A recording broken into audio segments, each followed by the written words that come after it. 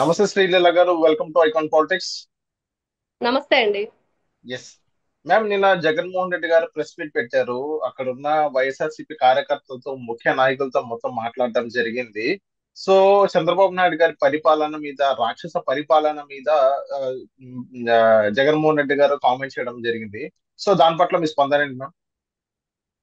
ఇక్కడ జగన్మోహన్ రెడ్డి గారు ముఖ్యంగా అంటే వాళ్ళ కార్యకర్తలు కానివ్వండి, వాళ్ళ నాయకులు కానివ్వండి, లేకపోతే సాక్షాత్తు మాజీ సీఎం గా ఉన్న జగన్మోహన్ రెడ్డి గారు కూడా ఎక్కడ వైఎస్ఆర్ సిపి పార్టీ యొక్క ఏంటంటే వాళ్ళ లక్ష్యాలు, వాళ్ళ యొక్క అంటే రాష్ట్ర ప్రజలకు ఏ విధమైన మెసేజ్ ఇస్తారు అంటే మనం చూసాం 2019 నుంచి 24 వరకు మరి ఏ విధమైన పరిపాలన అందించారు.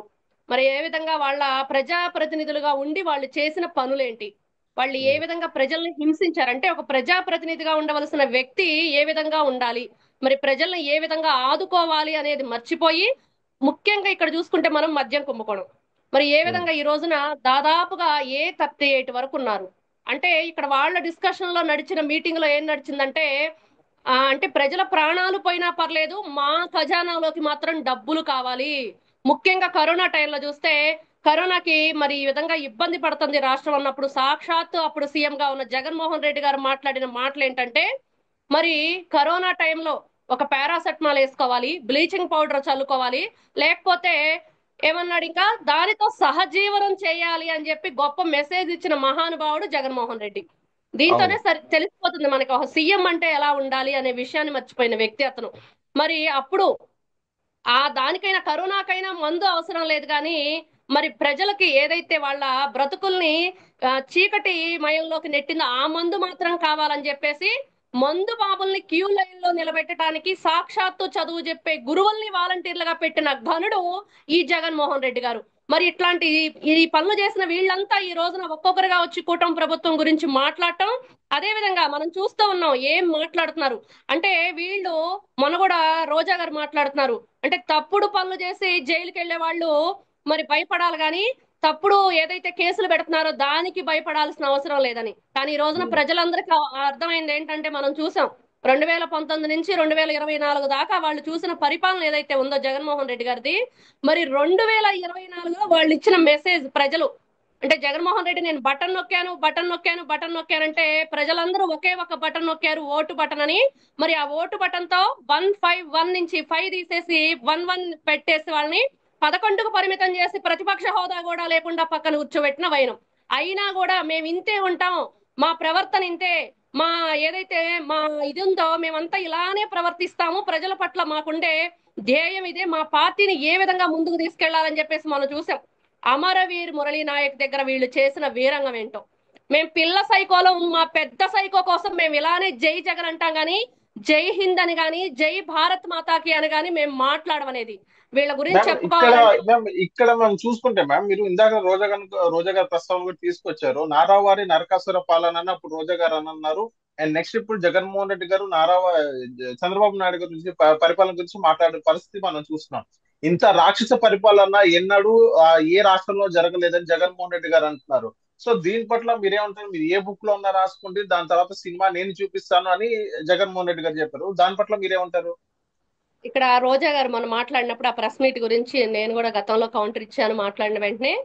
ఏంటంటే ఇక్కడ ఆవిడ మాట్లాడింది నారావారి నరకాసుర పాలన జరుగుతుంది, ఒక్కొక్క మహిళ వైఎస్ఆర్సీపీ పార్టీ నుంచి సత్యభామల్లాగా వెళ్ళాలని.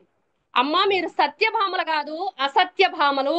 మీరు చేస్తుందంట అసత్య పరిపాలన చేసి ఈ రోజున అసత్యాలే చెప్తూ అసత్యాలే పలుకుతూ ఏదైతే ఉందో మనం చూస్తున్నాం. మరి అట్లాంటి వ్యక్తులు ఈవిడ మాట్లాడుతుంది, ఈవిడ ఒక శూర్పణఖకి ఎక్కువ తాటకి తక్కువగా ఉండి ప్రజల్ని ఏ విధంగా ఇబ్బందులు గురి చేసింది.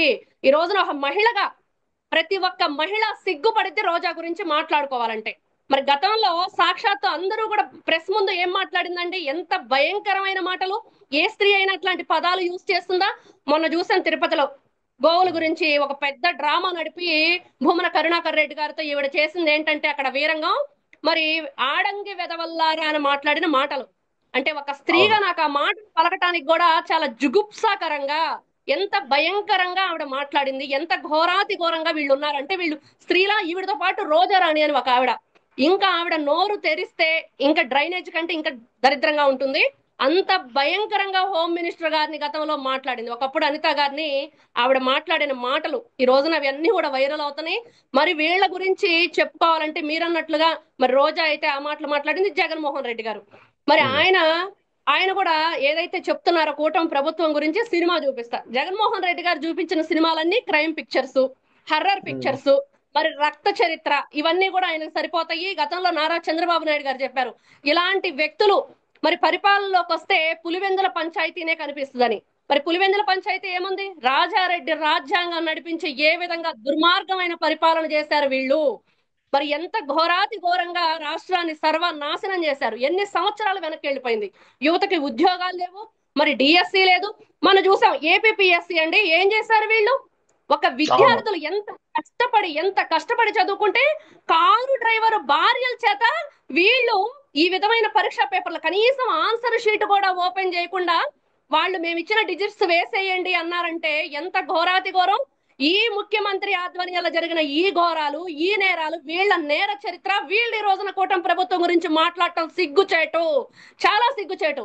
మాట్లాడే హక్కు అర్హత ఏదీ లేని వ్యక్తులు ఈ విధమైన జగన్మోహన్ రెడ్డి గారు చూపించే సినిమాలంటే ఒకప్పుడు మరి ఎవరైతే వీళ్ళ డైరెక్టర్ ఉన్నాడో ఉమ్, ఆర్జీవి, మరి ఆయన కూడా అవును. రక్త చరిత్ర 1, 2 అదే విధంగా ఏదైనా ఒక పిక్చర్ తీయాలంటే ఆయన ఆదర్శంగా తీసుకునే వాళ్ళు అప్పట్లో. అంటే అప్పట్లో కొంచెం మెసేజ్, ఈ లవ్ స్టోరీలు ఇట్లాంటివి తీస్తే ఉండేవాడు. కాకపోతే ఇతను చూపించిన సినిమా జగన్మోహన్ రెడ్డి గారు చూస్తుంటే వివేకానంద రెడ్డి హత్య, మరి ఆయన చనిపోవటమే కాదు ఆయనతో పాటుగా ఇప్పటి వరకు 6 సంవత్సరాల నుంచి ఎన్ని అనుమానాస్పద మరణాలు ఈ రోజు జరిగినాయి. వివేకానంద రెడ్డి ఇట్లా గారి హత్య చంద్రబాబు నాయుడు గారు సీఎం గా ఉన్నప్పుడే జరిగిందని మీరందరూ అంటున్నారు. ఓకే, సీఎం గా ఉన్నప్పుడు జరిగింది. మరి ఆ మర్డర్ జరిగిన తర్వాత నారాసుర రక్త చరిత్ర అని చెప్పేసి వాళ్ళ పేపర్ ఏదైతే ఉందో దానిలో పెద్ద పెద్ద లెటర్స్ తోటి బాబు గారి చేతిలో గొడ్డలు పెట్టి చేశారు. మరి 4 నెలల్లో 3 నెలల్లో మరి జగన్మోహన్ రెడ్డి గారు అధికారంలోకి వచ్చారుగా. మరి అధికారంలోకి వచ్చిన 5 ఏళ్ళు ఏం చేశారు వీళ్ళు? ఏం చేశారు? సినిమా చూస్తున్నాడు ఇంట్లో కూర్చొని జగన్మోహన్ రెడ్డి తాడేపల్లి ప్యాలెస్ లో. మరి ఏం ఉమ్, చేశారు? వీళ్ళ మంత్రిగణం అంతా ఏం చేశారంటే వీళ్ళు చేసింది ఏంటంటే మద్యం ఎలా తయారు చేయాలి, అందులో నాసి రకంది ఎలా తయారు చేయాలి, ప్రజలకి ఎలా అమ్మాలి. మరి కరోనా టైంలో కూడా మరి గవర్నమెంట్ టీచర్లు ఖాళీగా ఇంట్లో కూర్చుంటే ఎట్లాగా, వాళ్ళ చేత కూడా ఏదో ఒకటి పని చేయించాలి. మరి కాబట్టి మందు బాబుల దగ్గర వీళ్ళందరినీ కూడా నిలబెట్టేసి వాలంటీర్లుగా పని చేయించుకోవాలి. మరి ఇట్లాంటివన్నీ చూసుకుంటా పోతే ఒకటి కాదు, రెండు కాదు, ఎంత ఘోరంగా వీళ్ళ పరిపాలన జరిగింది. మరి వచ్చాడు కదా 5 సంవత్సరాలు, మరి 5 సంవత్సరాలు ఏం చేశాడు? మరి సాక్షాత్తు ఈయనకే ఫస్ట్ ఫోన్ కాల్ వచ్చింది కదా బాబాయ్ ఇలా చనిపోయాడని. మరి ఎక్కడైనా ఈయన వాంగ్మూలం ఇచ్చాడా? ఇదిగో నేనే సాక్షిని, మా బాబాయ్ని చంపేశారని చెప్పేసి. మరి ఈ రోజున గూగుల్ టేక్అవుట్ ఎక్కడ చూపిస్తుందండి? అవినాష్ ఇంటి దగ్గర, అవినాష్ రెడ్డి. మరి ఏం అవును. చేస్తున్నారు వీళ్ళంతా? సాక్షాత్తు వాళ్ళ బాబాయ్ కూతురే చెప్పింది మా అన్నయ్యకి బెయిల్ రద్దు చేయండి అని. మరి వీళ్ళ నీచమైన చరిత్ర, వీళ్ళు ఈ రోజున మాట్లాడటం ఎంతసేపటికి ఎదుటి వాళ్ళ మీద బురద జల్లే ప్రయత్నమే గాని మా ఒంటి నిండా బురద ఉంది, మేము బురదలోనే బ్రతుకుతున్నాం, మా బురదకే బురద అనుకున్న వీళ్ళు మాత్రం వాళ్ళ బురదను కడుక్కోవడానికి ప్రయత్నం చేయట్లేదు. ఇదైతే మనం ఓకే. ఖచ్చితంగా చెప్పుకోవచ్చు. Okay. Okay. So thank you ma'am. మా అకౌంట్ పాలిటిక్స్ వచ్చినందుకు.